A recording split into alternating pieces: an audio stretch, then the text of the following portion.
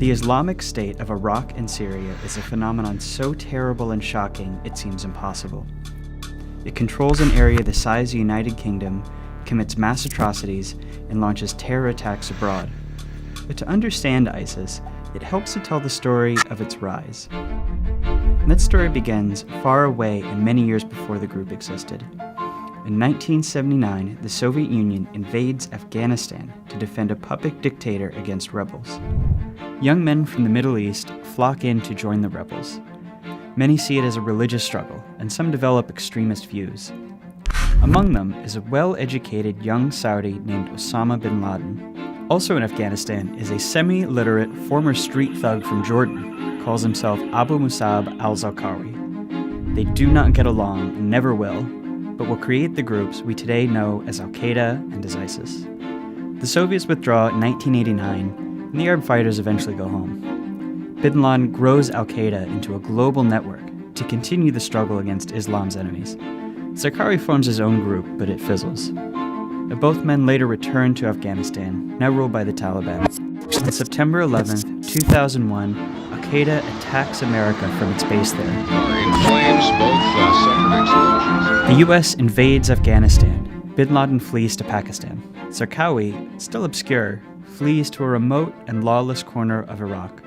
2 years later, the US does something that will transform the Middle East and set the stage for ISIS. My fellow citizens, the dangers to our country and the world will be overcome. The Americans topple Saddam Hussein's secular, mostly Sunni dictatorship, and it disbands the Iraqi army.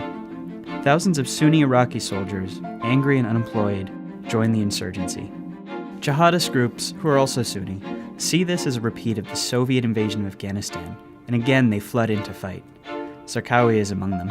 Zarqawi's group eventually becomes Iraq's most ruthless. He especially attacks Shia, deliberately sparking a Sunni-Shia civil war. By 2004, Zarqawi is a jihadist superstar.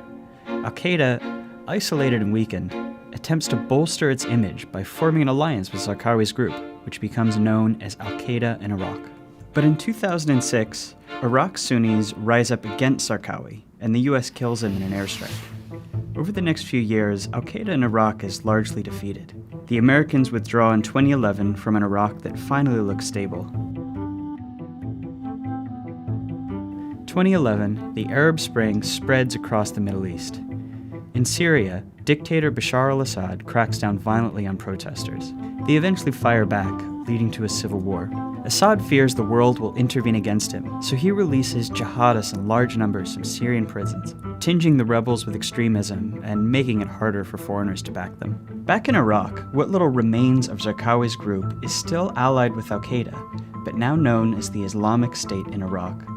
It's led by a bookish religious scholar who calls himself Abu Bakr al-Baghdadi. In 2012, Baghdadi sends a top deputy to Syria to start a new Al-Qaeda branch to fight alongside the rebels, Jabhat al-Nusra. Baghdadi attacks a series of prisons in Iraq, frees former jihadists, and recruits new ones, growing stronger. In April 2013, Baghdadi announces he is taking control of all Al-Qaeda allied forces in Syria and Iraq. His group expands into Syria, becoming the Islamic State of Iraq and Syria, or ISIS. But Al-Qaeda rejects Baghdadi's power grab, and in 2014 formally exiles him. The two jihadist groups, long at odds, are now at war. ISIS grows powerful in Syria, in part because Assad tolerates its rise, which he does because it divides his enemies within Syria, and because foreign powers are too focused on ISIS now to worry about Assad.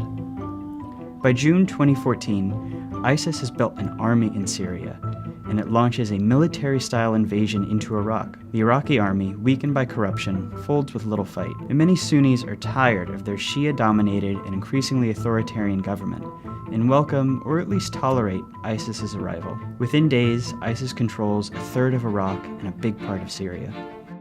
ISIS's goal is more audacious than anything imagined by Al-Qaeda: to revive the ancient caliphate and expand it to encompass all Muslims. It earnestly believes its holy war will then bring about the apocalypse as foretold in Scripture. Thousands of Muslims, mostly from the Middle East and from Europe, flock to join the group. Some join for religious reasons, but many are just disillusioned or angry and feel that ISIS offers them answers and a purpose. But ISIS quickly overreaches. That August, it invades Kurdish territory in Iraq and Syria, sparking counterattacks from better organized Kurdish forces, launches a genocide against Iraqi Yazidis, and murders the American journalist James Foley on camera, outraging the world and provoking an American-led air campaign against it. ISIS can't withstand the onslaught and loses more than a fifth of its territory. But in response, it begins launching increasingly spectacular terror attacks abroad in Tunisia, Kuwait, Sinai, and then Paris. And so-called lone wolves, inspired by ISIS propaganda, also launch attacks, though they're often amateurish and less effective. Eventually, ISIS will lose its state. It is simply too weak, has no allies or outside funders, and is surrounded by enemies. But ISIS will respond by reverting to what it was before as Al-Qaeda in Iraq, an insurgency and a terror group still capable of horrifying violence. And in that form, it could be around for years.